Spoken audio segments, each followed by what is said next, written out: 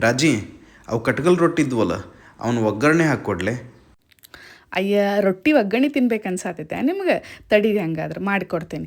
First ಅದಕ್ಕೆ ಒಂದು ಸ್ವಲ್ಪ ಕಟ್ಕಲ್ ರೊಟ್ಟಿ ತೊಗೋಬೇಕಾ, ಮತ್ತು ಒಂದು ಸ್ವಲ್ಪ ಉಳ್ಳಾಗಡ್ಡಿ, ಟೊಮ್ಯಾಟೊ, ಕರಿಬೇವು, ಕೊತ್ತಂಬರಿ ಎಲ್ಲ ಒಗ್ಗರಣೆಗೆ ಹೆಚ್ಚಿಟ್ಕೋಬೇಕು.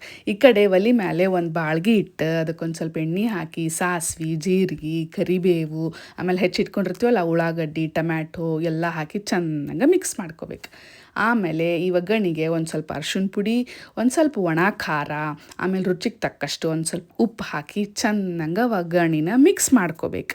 ಈ ಒಗ್ಗರಣೆ ಚೆನ್ನಾಗಿ ಕುದಿಬೇಕಾರೆ ಮ್ಯಾಲೆ ಒಂದು ಸ್ವಲ್ಪ ಮನ್ಯಾಗ ಯಾವ್ದಾರು ಒಂದು ಸಾಂಬಾರು ಮಸಾಲೆ ಇರುತ್ತಲ್ಲ ರೀ, ಆ ಮಸಾಲಾನ ಹಾಕಿ ಚೆನ್ನಾಗಿ ಮಿಕ್ಸ್ ಮಾಡ್ಕೋಬೇಕು.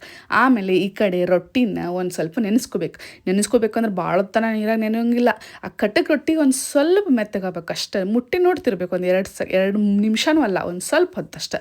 ಆಮೇಲೆ ಬಡ ಬಡ ಇನ್ನೂ ಒಂದು ಸ್ವಲ್ಪ ಗಟ್ಟಿ ಮೆತ್ತಗಿದ್ದಾಗ ತೆಗಿಬೇಕು. ತೆಗೆದು ಹಿಂಗೆ ಪುಡಿ ಮಾಡಿಟ್ಕೊಂಡು ನಾವೇನು ಒಗ್ಗರಣೆ ಮಾಡಿಟ್ಕೊಂಡೇವಲ್ಲ ಆ ಒಗ್ಗರಣೆಗೆ ಹಾಕಿ ಚೆಂದಂಗೆ ಮಿಕ್ಸ್ ಮಾಡ್ಕೋಬೇಕು. ಮಿಕ್ಸ್ ಮಾಡ್ಕೊಂಡ್ಮೇಲೆ ಮೇಲೆ ಒಂದು ಸ್ವಲ್ಪ ಕೊತ್ತಂಬರಿನ ಚೆನ್ನಾಗಿ ಉದುರಿಸ್ಕೋಬೇಕು. ಈ ಮಿಕ್ಸ್ ಅಂದ್ರೆ ಬರೀ ಮಿಕ್ಸ್ ಅಷ್ಟೇ ಅಲ್ಲ, ಅದು ಬಿಸಿ ಆಗಬೇಕು. ಬಿಸಿದು ರೊಟ್ಟಿ ಒಗ್ಗರಣೆ ತಿಂದ್ರಷ್ಟೇ ಚಲೋ ಇರ್ತೈತಿ.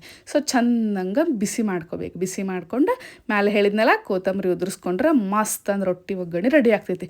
ಬರ್ರಿ, ನೀವು ರೊಟ್ಟಿ ಒಗ್ಗರಣೆ ತಿನ್ಬೇಕು ಅನ್ಸಿತ್ತಲ್ಲ, ತಗೋರಿ ತಿನ್ನಿರಿ, ಹೆಂಗಾಗೈತೆ ಅಂತ ಹೇಳ್ರಿ.